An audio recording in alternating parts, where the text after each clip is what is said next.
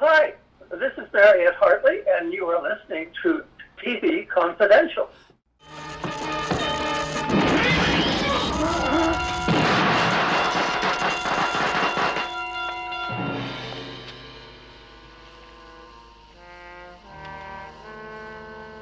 What was the question? It's insoluble. For man or machine. What was it? W-H-Y. Question mark. Why? Why?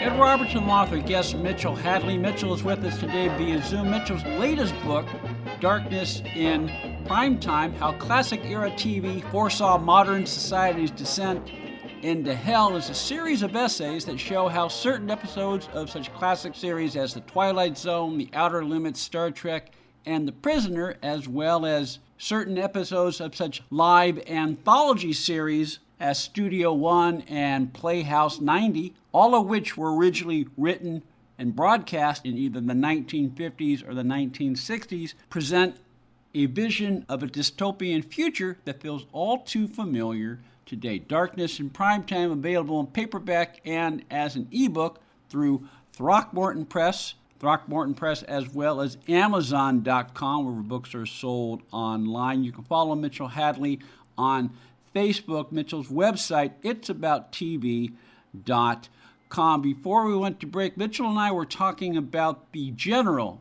an episode of The Prisoner written by Louis Griefer and, of course, starring Patrick McGoohan as number 6, that depicts the dangers of technology-based knowledge, which in the case of The General was accumulating the equivalent of a college-level course in a matter of minutes without any understanding of the knowledge one acquires, and how that in many respects predates the concept of AI, artificial intelligence. Mitchell and I then began talking about the pros and cons of using artificial intelligence, especially the use of AI in writing. As we pick up the conversation, The thing that AI did to me, because I was putting all of the sources together and I asked it to analyze this, and I thought, well, maybe it can at least, help me with the links and that kind of thing. 400 of these notes, it got 375 of them wrong. Yeah. It made up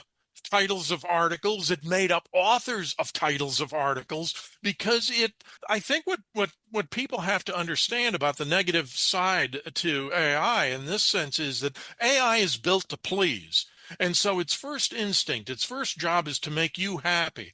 And it understands that you won't be happy if it gives you an answer that either that it doesn't know, or an answer that you won't approve of. So it bends over backwards to provide answers, including presupposing what the sources for those answers might be based on a reasonable thought. So if you know that the historian John Doe wrote a lot about 19th century European history, and you have a quote that needs attribution that deals with 19th century European history, it'll say, well, this guy wrote about it. He probably dealt with something like this. Yeah, if exactly. he did, it probably would have been in this book. It would have been in this chapter. And so we'll credit this to him. Yeah, there's a lot of conjecture with AI. But and like anything else, the strength of it is if you use it as a tool. Yes. But you can't let it use you. And part of it is back to this critical thinking again, that no matter what it tells you, even if it tells you what your birth date is and where you were born, verify it. Even if you know it's true, verify it, because it'll make a first-class fool out of you if you don't. I liken AI, particularly in the example you just gave, Mitchell. I liken the use of AI to the use of Wikipedia. Now, I have friends and colleagues who immediately turn their nose at Wikipedia. I find Wikipedia a useful tool to get initial answers, but Yes. I don't just take what Wikipedia has to say. And what's good about Wikipedia is almost every entry is sourced. And Yes. so yes, use it as a starting point, but if you can, and if the sources if the sources are still available online, read the actual sources, because you will pick up things that are not necessarily captured in the Wikipedia entry, but maybe a more accurate reflection of the point that Wikipedia article makes. You're right. Use it as a starting point, but not as an end point. Mitchell Hadley is with us via Zoom. Mitchell's latest book, Darkness in Prime Time: How Classic Era TV Foresaw Modern Society's Descent into Hell. It rolls off the tongue very smoothly. Darkness in Prime Time, available in paperback and as an ebook through Throckmorton Press as well as Amazon.com. Stay with us, folks. We'll be right back. One more item. If you're starting a company, particularly one that is in an emerging market, you know that averting any sort of legal dispute is crucial to your business plan. Our friends at Tectonic Law offer an array of services that can help you avoid and preempt future litigation while also developing and protecting your intellectual property and intangible assets. Tectonic Law serves the needs of a host of emerging industries throughout California and beyond, including industrial designers, beverage makers, artists, farmers, retail stores, health practitioners, wellness experts, cosmetics manufacturers, nonprofit organizations, innovators in sustainable practices, and libraries. Go to tectoniclaw.com to learn more about how Tectonic Law can help your business thrive. tectoniclaw.com. Rock solid representation for groundbreaking industries. This portion of TV Confidential is brought to us by our friends at Front Porch Realty, the community of realtors in the Northern Bay Area of California that is committed to finding the solution that is best for their clients. Whether you're a first-time home buyer or looking to sell or lease your property in Northern California, call Karen Strain at 415-886-7411 or visit frontporchrealtygroup.com for more information on how they can help you. Ed Robertson, thanking you for listening to the TV Confidential podcast. If you like what you hear, please hit the subscribe button so that you won't miss our next episode. Hi, this is David Frankham, and you're listening to TV Confidential. Now, the title is dark. The premise of the book is kind of dark. But as you can tell from the conversation Mitchell and I are having, the book itself is not, the chapters are not dark. No. They'll make you stop and think a little bit, or depending on what, in the case of, the prisoner episode, The General, they'll make you stop and think a lot. But you do a lot more than just say, okay, what McGowan was talking about in 1967 is still very much real today. Yeah, one of the things that I think influenced the way I wrote this book is that a lot of these programs were completely unknown to me at the time that I read about them. Now, I don't know everything about classic television. I don't think anybody does, but I consider myself a fairly well-informed guy when it comes to that. I won a Trivial Pursuit game once by being able to identify a sitcom from the 50s named Beulah. And, for years afterward, people that I defeated in that game would greet me by saying Beulah, not Bueller, but Beulah. that was with Hattie McDaniel, was it not? Yeah. Okay. And you're right. It's top level obscurity. Yeah. And so when I would on the same level as Dundee and the Culhane. Yeah. That's even better. and so I'd see these stories that sounded intriguing, and they were on the prestige shows, as I said, Studio One, Playhouse 90. Those aren't shows that were known in general for putting on simple stories. They usually emphasized quality, the strength of the writers, and the strength of the performers. So they're not going to be putting in some of these stories just for the fun of it. And I got to wondering, well, why don't I know about these? Why haven't I ever heard of them? So that was what led me to dig into them more. And I think that the adventure, the journey in finding these things out becomes part of the story, not only because there often is a story behind why it is so difficult to find out about them, but it gives you a little bit of an insight into what it's like to be a TV historian. My two favorite examples of that, there was a drama in the 1950s called One, and it's based on a novel by David Karp, who was quite a well-known novelist of the time. And he won an Emmy for The Defenders. He created several TV shows. He created Hawkins, a legal drama with Jimmy Stewart. So he was well-versed in both the publishing and television side of things. He wrote this drama called One. Never heard of it. Never even heard of him at that point in time to remember. And the more I read about it, the more interested I became, particularly because the episode doesn't exist anymore. It was shown on Kraft Television Theater. And now there are quite a few episodes of Kraft that do exist. Unfortunately, this isn't one of them. Yeah. The Paley Center doesn't have it. UCLA doesn't have it. Apparently, it's just gone. Yeah. But I bought the book, read the book, loved the book, but it had an ambiguous ending. And by that, I mean it's very much a novel of ideas. And so it was really challenging to me to wonder just how Karp could, because Karp did the adaptation of his own book for the show. Mm-hmm. How did he translate this idea that is mostly intellectual into something that could be portrayed on TV? If I'm going to write about this, and if I'm going to give readers a fair idea of what the show is about, I need a little more information on how it actually played out. Did a little more research, and I found out that at Boston University, they have the David Karp collection of papers, had an incredibly helpful librarian at Boston University who got all over this for me. She found the final shooting script of the episode, emailed it to me in 4 huge paper dumps, along with his original storyline, his preliminary scripts, and another script that was done for another adaptation of it that they did for daytime television. So I had everything that I needed to know, including how he presented the ending in such a way that it was true to his intent, but at the same time became digestible for television viewers.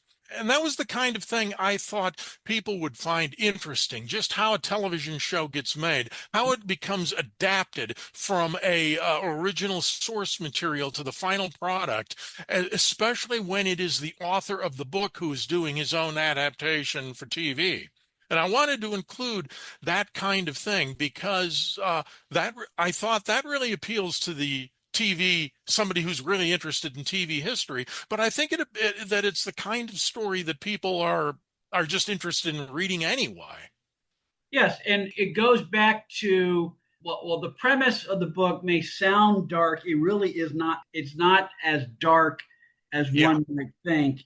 And while it does explore a lot of the more things change, the more things stay the same, it also attempts to provide the reader with an understanding of the context in which a lot of these shows were made and how they were received both by the viewing public and the Jack Goulds of the world. Jack Gould being the preeminent television critic of the 50s and 19. Yeah, the context is so important because one of the challenges that anybody has in talking about or writing about classic television is to put yourself in the mind of the viewer who was seeing it for the first time at the time it was shown. Yeah. And a lot of these shows were done live, which accounts for why some of them aren't available anymore. Most of them, with the exception of series like The Twilight Zone or The Outer Limits, Star Trek, the ones that have been made commercially available, most of them you can find on YouTube, but you have to search for them, which means you have to know about them. Mm-hmm. And if you don't know about them, you're not going to know that they're out there.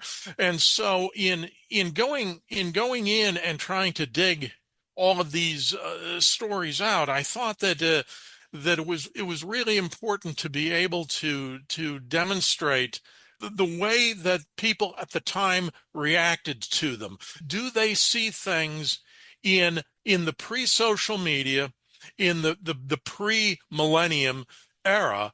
How did they see these ideas? Do they see it the same way we do? When you try to apply today's social filters to yesterday's programming, you wind up with a lot of misapprehensions and misunderstandings about the intent behind something.